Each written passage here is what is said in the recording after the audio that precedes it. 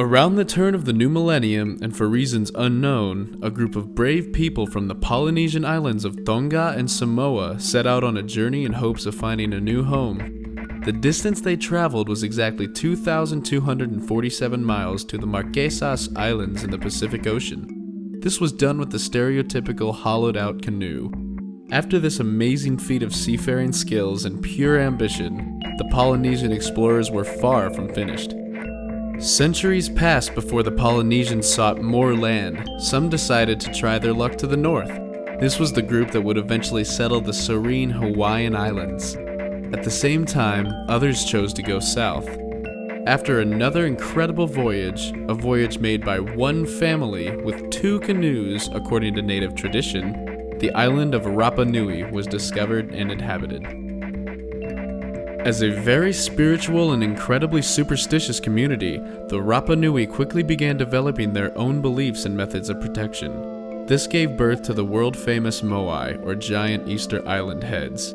Carved directly out of rock quarries and transported into place by rolling tree trunks and sheer manpower, the Moai were believed to be the spirit guardians of the island. There was one giant statue for each family on the island, and on an island of just 64 square miles, resources depleted fast.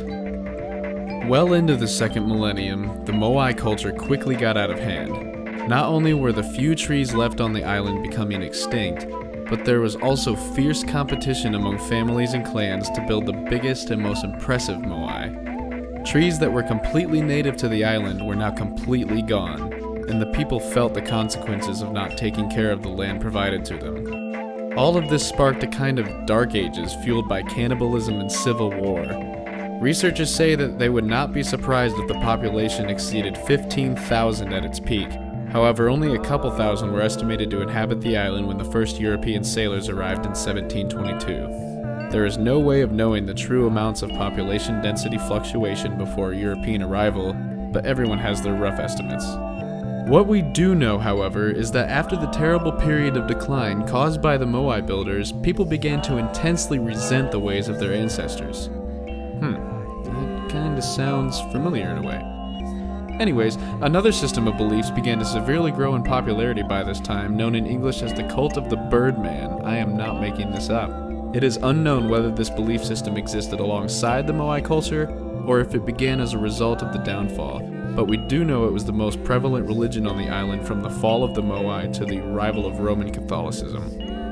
The Birdman Religion is, frankly, pretty cool. Here's how it basically works.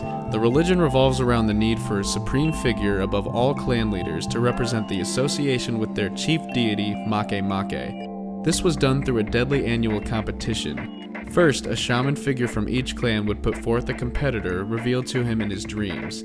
These contestants would compete for their clan leaders. They were not the leaders themselves. The competition consisted of scaling down the 820-foot cliff known as Ranu Kau, next to the cliff-top village of Orongo, where most community members would be as they sent their representatives on this journey. Once down the cliff, they would need to swim a large distance to the nearby island of Motu Nui, where the sooty ternbirds would be laying the first eggs of the season. The object of this competition was to be the first to hold this egg and bring it back to Orongo unbroken. Once the egg is found, though, it is basically over.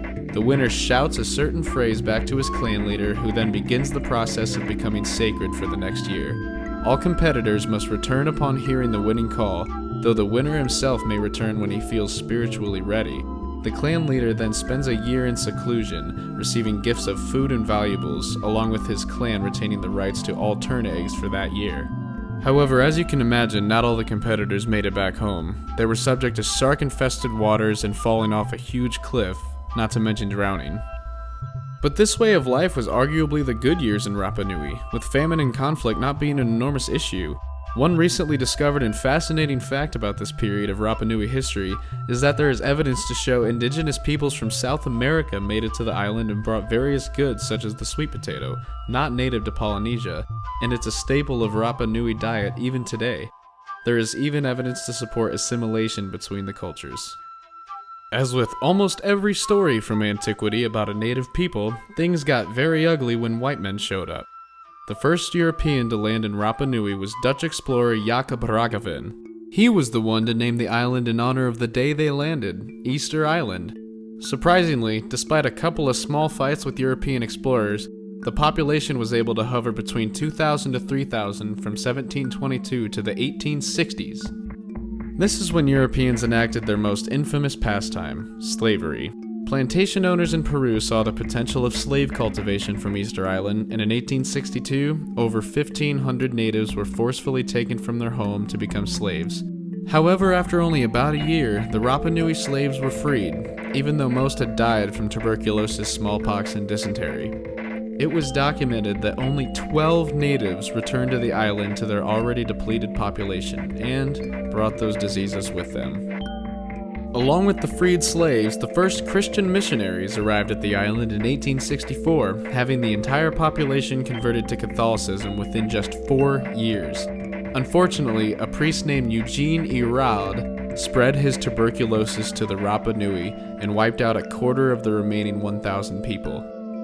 In 1868, a man named Jean-Baptiste du Trabonnier settled on the island with the aim of turning the island into a sheep farm. To do this, he aimed to cleanse the island of Rapa Nui. He shipped them off to work for his backers, and by 1871, only 111 natives remained on the island. He was eventually murdered by the Rapa Nui 5 years later. Since then, some Rapa Nui have reverted to old beliefs, some haven't, but the population slowly replenished.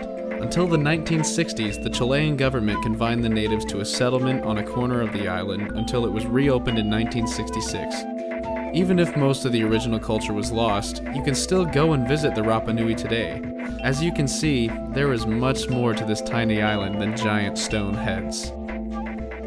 Thanks for watching, everybody. I hope you learned something today, and don't forget to hit that subscribe button if you found this video enjoyable. I'm only just beginning to grow my video library and honing my skills, so I sincerely appreciate any help by sharing, liking, and even viewing just like yourself. Also, give me a topic. I'll see about doing a video for you. Thanks again, and see you next time.